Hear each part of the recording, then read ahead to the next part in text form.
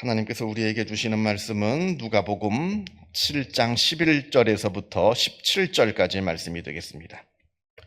누가복음 7장 11절에서부터 17절까지 말씀.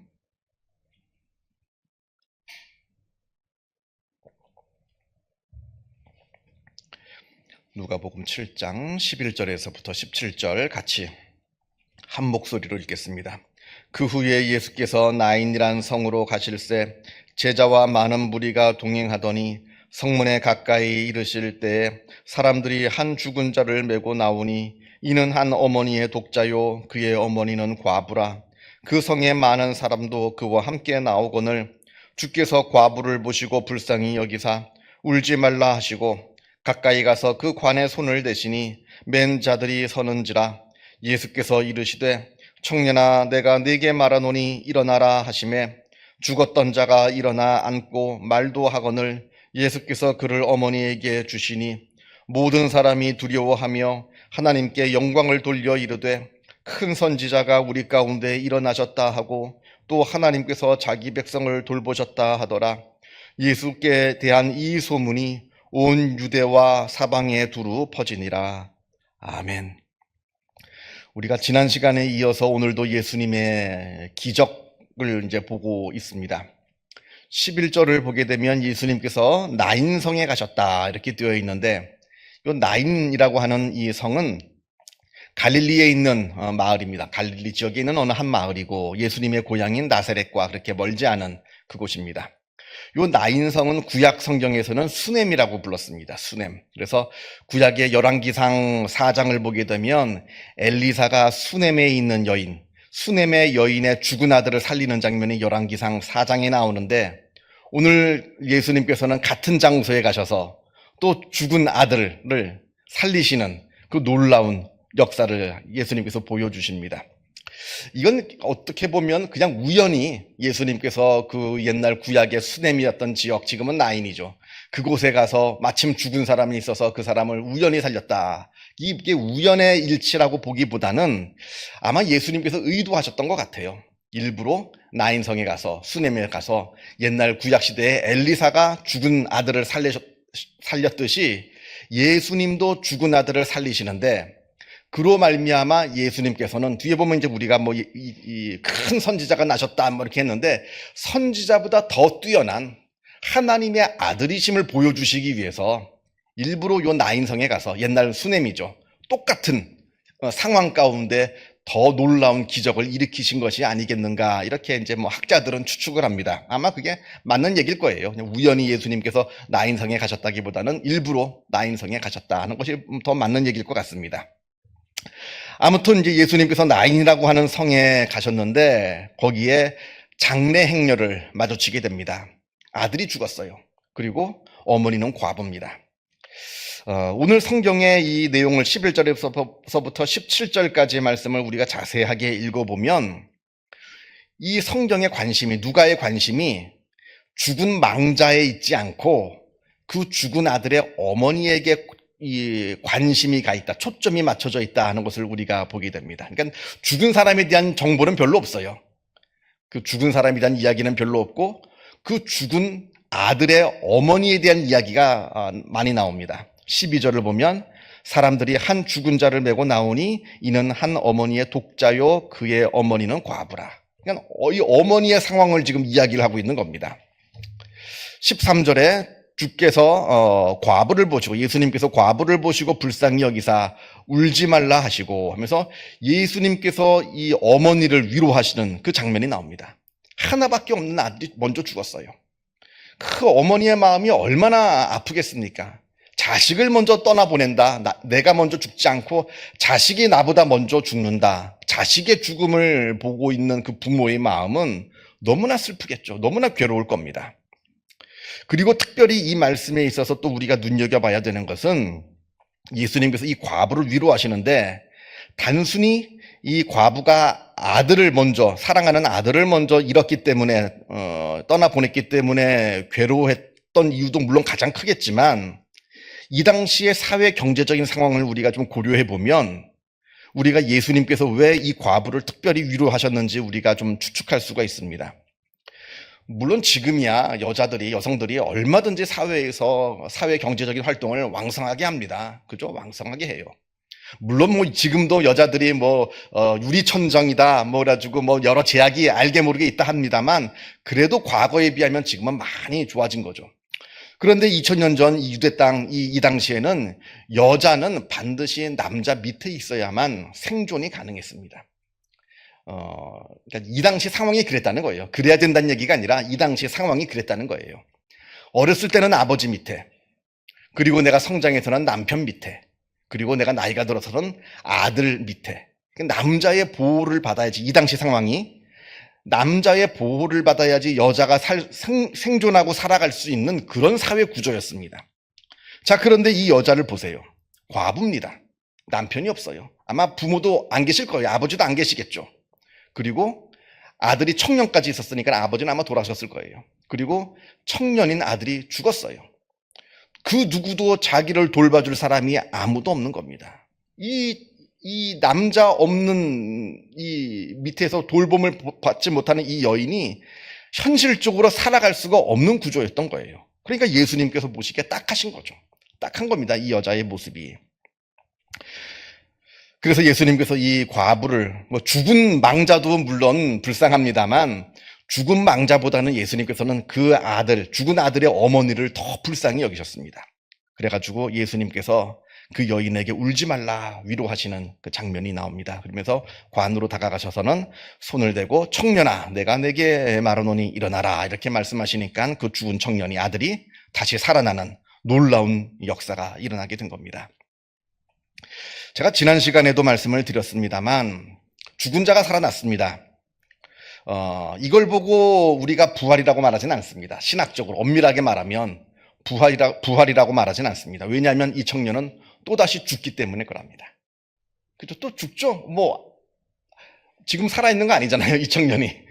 죽었습니다. 언제 죽었는지 모르겠지만 죽었죠. 이 청년이 지금 이스라엘 어느 땅에 가면 어느 마을에 그 죽었다 살아난 청년이 2000년 동안 지금 살아있더라. 이건 아니잖아요. 죽었습니다. 어차피 또 죽었어요.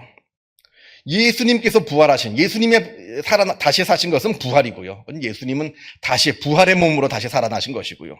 이 청년도 그러하고 우리가 나중에 이제 요한복음에서 보겠습니다만 죽은 나사로도 그러하고 그냥 죽은 몸이 다시 일시적으로 깨어난 겁니다. 그리고 또 몇 년을 살았는지 모르겠습니다. 몇십 년을 더 살았을 수도 있겠고요.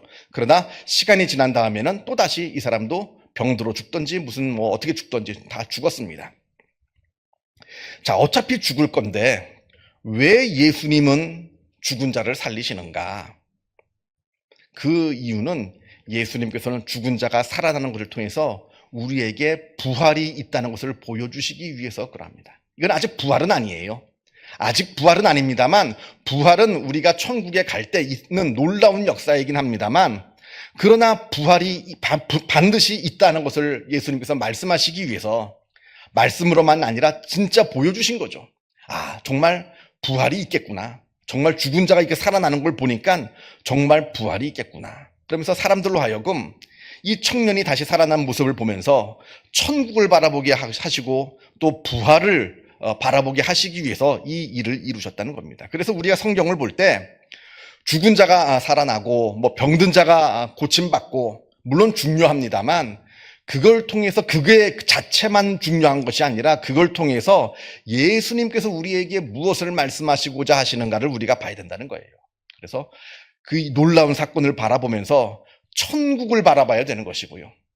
예수님은 천국을 가리키기 위해서 이 죽은 자가 깨어나고 병고침의 역사를 보여주셨습니다. 그래서 마치 그런데 우리가 천국을 바라보지 못하고 그 사건만 바라보는 것은 예수님이 달을 가리키고 계시는데 예수님의 달은 바라보지 않고 손가락만 바라보는 격이라는 거예요.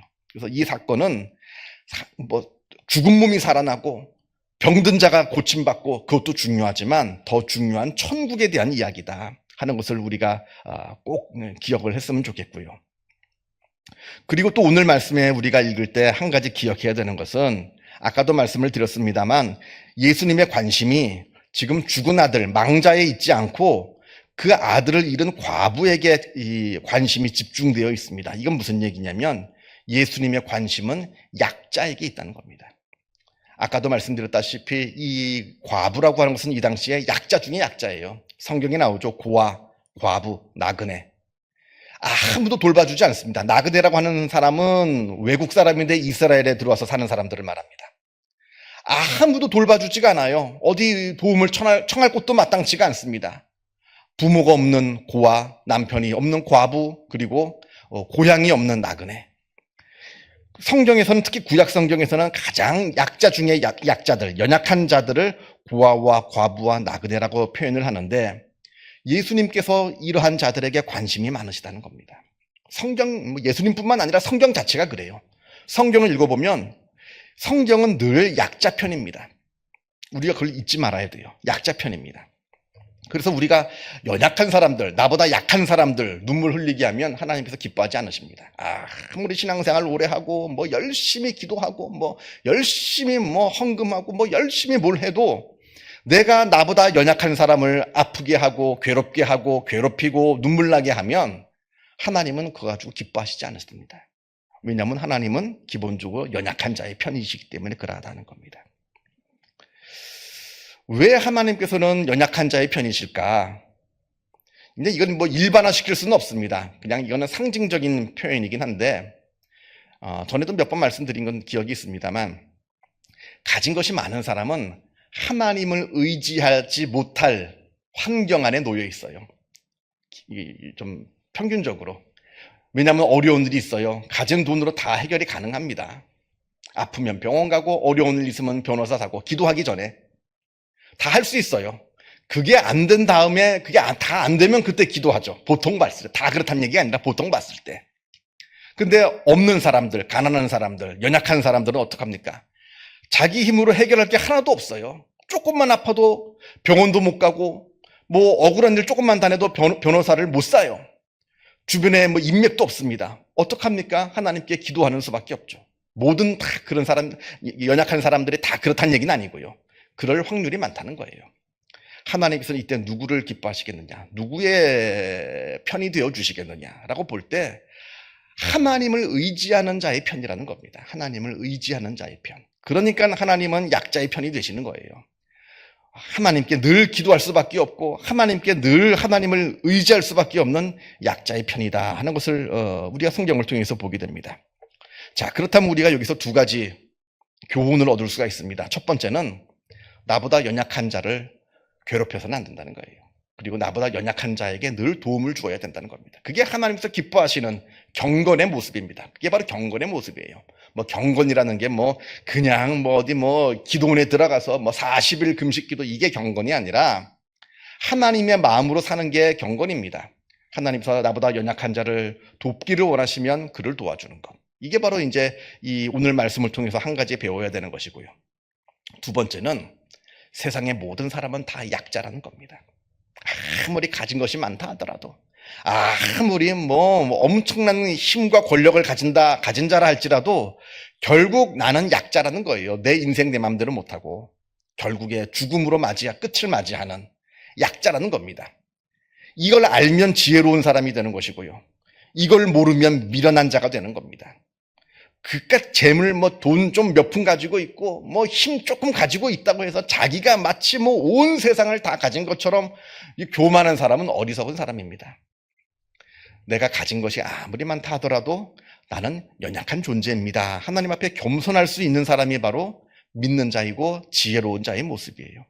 그래서 오늘 이 말씀에 예수님은 연약한 자의 편이다 제가 말씀을 드렸습니다만, 이건 사회 경제적으로 진짜 부자냐 가난한 자냐 이걸 이야기하는 것이 아니라 마음의 겸손함을 지금 제가 말씀을 드리는 겁니다. 그래서 내가 나를 누구로 여기느냐, 하나님 없이 세상을 나 혼자 내 힘으로만 살 수 있는 교만한 사람으로 나를 여기고 있느냐, 아니면 나 또한 아무 능력 없어서 그냥 하나님을 의지할 수밖에 없고 하나님을 붙잡을 수밖에 없는 연약한 자로 나 자신을 여기고 있느냐, 지금 그것을 우리가 깊이 생각해 보아야 된다 말씀을 드립니다. 그래서 오늘 말씀 읽으시면서 다시 한번 묵상하시면서 예수님께서는 이 과부를 불쌍히 여기셨는데 나 또한 예수님을 의지하고 예수님만 바라보는 주님의 귀한 믿음의 사람들이 되게 해달라 기도하시고 다짐하시는 복된 하루가 되시기를 바랍니다. 기도하겠습니다. 하늘에 계신 우리 아버지, 아버지의 이름을 거룩하게 하시며 아버지의 나라가 오게 하시며 아버지의 뜻이 하늘에서와 같이 땅에서도 이루어지게 하소서. 오늘 우리에게 일용할 양식을 주시고 우리가 우리에게 잘못한 사람을 용서하여 준 것 같이 우리 죄를 용서하여 주시고 우리를 시험에 빠지지 않게 하시고 악에서 구하소서. 나라와 권능과 영광이 영원히 아버지의 것입니다. 아멘. 자유롭게 기도하시기 바랍니다.